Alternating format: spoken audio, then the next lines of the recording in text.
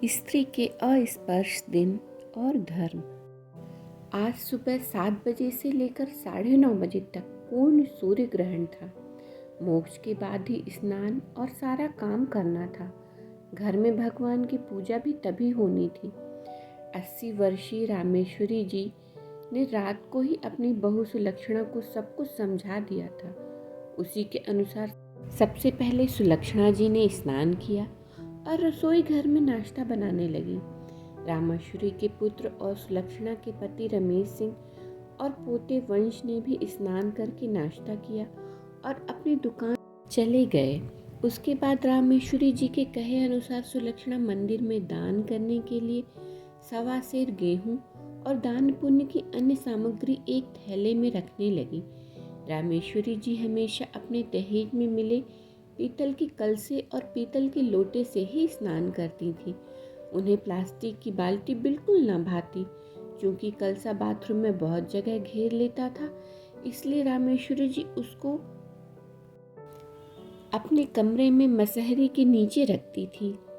अब स्नान करने की बारी रामेश्वरी जी की थी, तो रामेश्वरी जी कलसा लेने अपने कमरे में गई। कलसा लेकर बाहर आंगन में आई तो रसोई पर नजर पड़ते ही बेसक्ता चिल्ला पड़ी, राम राम राम राम राम राम राम राम राम। अरे तुम रसोई में कैसे चली? सारी रसोई अपवित्र कर दी। हाय राम, तुम 4 दिन अपने कमरे में चुपचाप नहीं बैठ सकती? सारे घर में उछली उछली घूम रही हो। रामेश्वरी जी अपने पोते वंश की नई नवेली पत्नी रोमी पर बरस पड़ी, जो रसोई में खड़ी थी। दादी जी, वो पानी पीना था इसलिए ग्लास लेने आई थी। रामेश्वरी जी की डांट से सहमी रोमी ने सहमते हुए जवाब दिया, मांग लेती ग्लास, ना मिलता तो चुल्लू बना के पी लेती। रसोई में घुसकर धर्म भ्रष्ट करने की क्या जरूरत थी? रामेश्वरी जी रसोई के बाहर खड़ी होकर रोमी को डांटे जा रही हैं। सॉरी दादी जी, गलती हो गई, माफ़ कर दीजिए इस बार।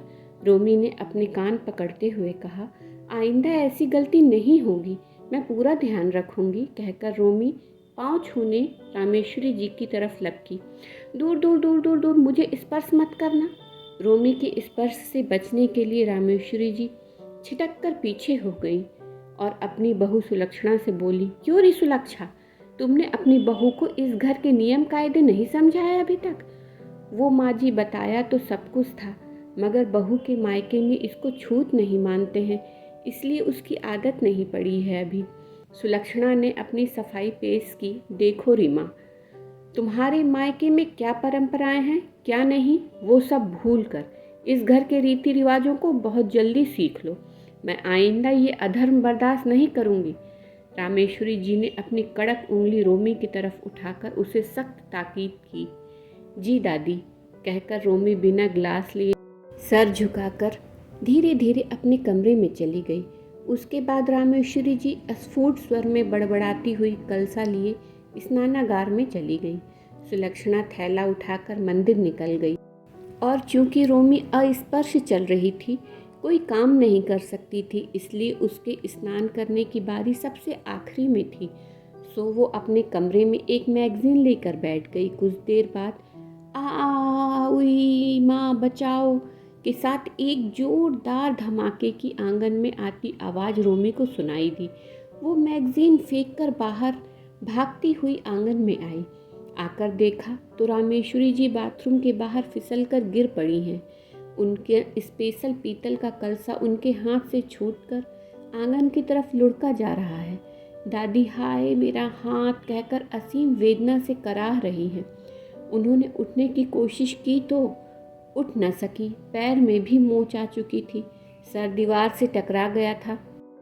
दादी की ऐसी हालत देख रोमी ने उन्हें उठाने के लिए उनकी तरफ कदम उठाया ही था कि सहसा उसने अपने पैर वापस खींच लिए। उसे दादी की हिदायत याद आ गई कि अस्पर्श दिनों में किसी को कुछ भी स्पर्श नहीं करना। रोमी के सामने अजीब धर्म संकट आ गया था। वो क्या करे? नई नवेली होने के कारण पास पड़ोस में भी किसी को नहीं जानती जो मदद के लिए बुला सके। परिवार के सदस्य घर से दूर हैं। रोमी ये सोच ही रही थी कि रामेश्वरी जी की नज़र दूर खड़ी रोमी पर पड़ी। उसे देखकर रामेश्वरी जी ने दूसरी तरफ मुंह घुमा लिया। भरपूर पीड़ा से क्रंदन करती हुई रामेश्वरी को एक तो गिरने से लगी चोटें, दूसरी तरफ फर्श इतना ठंडा मानो वो जीते जी बर्फ की सिल्ली पर लेट गई हैं।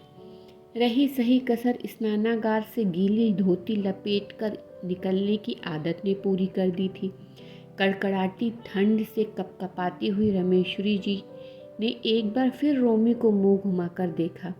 उनको इस तरह चोटिल अवस्था में ठंडी फर्श पर पड़े हुए रोमी से और न देखा गया और वो स्पर्श और स्पर्श का भेद छोड़कर उन्हें उठाने दौड़ पड़ी।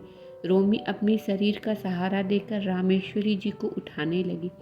रामेश्वरी जी को रोमी के अस्पर्श अवस्था का स्मरण कर थोड़ा बितकी, मगर उनकी बेहाल अवस्था में उन्हें प्रतिशोध करने की इजाज़त नहीं दी। रोमी ने रामेश्वरी जी को कमरे में लाकर आहिस्ता से उनका गीला शरीर पोंछा और आसानी से पहना जाने वाला अपना गाउन लाकर पहना दिया। बीच बीच में रामेश्वरी जी दर्द से कराह उठती थी, मगर रोमी की किसी भी सेवा का विरोध नहीं कर रही थी। रोमी ने उन्हें शॉल में लपेटकर ब्लोवर लगा दिया, फिर पेन रिलीफ स्प्रे किया तो रामेश्वरी जी को थोड़ी राहत मिली, मगर बहुत देर तक ठंड में पड़े रहने के कारण उनकी हड्डियां भी अकड़ गई थीं। रोमी ने पूछा, दादी हल्दी वाला गर्म दूध लाकर दूं? पी लीजिए, बहुत आराम मिलेगा। रामेश्वरी जी ने कोई जवाब न दिया। छोटा शीशा उठाकर दीवार से सर टकराने के कारण अपने माथे पर पड़े उभार को देखने लगी। उनकी बच्चों जैसी हालत देखकर रोमी मन ही मन मुस्कुराई और अपने कमरे के बाहर चली गई। रामेश्वरी जी अपनी मसहरी पर बैठे बैठे उचक उचक कर झांकने की कोशिश करने लगी कि रोमी क्या कर रही है। कुछ देर बाद घूंट घूंट गर्म दूध पीते हुए रामेश्वरी जी मन ही मन सोच रही हैं, आज तो धर्म भ्रष्ट कर दिया रोमी ने। तभी अचानक जोर से बादल गरजने की आवाज़ आई, बिजली कड़की। रामेश्वरी जी डर के ससेट गईं। उन्हें लगा कि उनकी इस सोच पर भगवान उन्हें डपट रहे हैं। उन्होंने तत्काल अपनी इस सोच पर विराम लगा दिया। गुनगुना दूध पीने से उन्हें बहुत राहत मिली थी। वह रजाई में दुबक गईं और सोचने लगी कि वास्तव में सच्चा धर्म क्या है।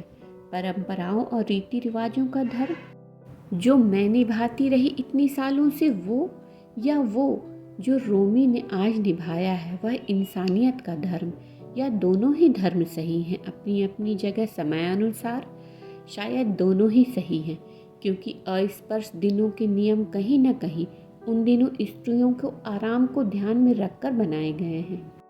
बाहर बारिश शुरू हो गई थी। रामेश्वरी जी ने मन ही मन कुछ निश्चय किया और गर्म रजाई में चिंता मुक्त होकर सो गईं। आपके विचार और कमेंट्स का तहे दिल से स्वागत है। हमसे अपने विचार ज़रूर शेयर कीजिए और यदि मेरी ये छोटी सी कोशिश पसंद आई हो तो चैनल को सब्सक्राइब ज़रूर कीजिए।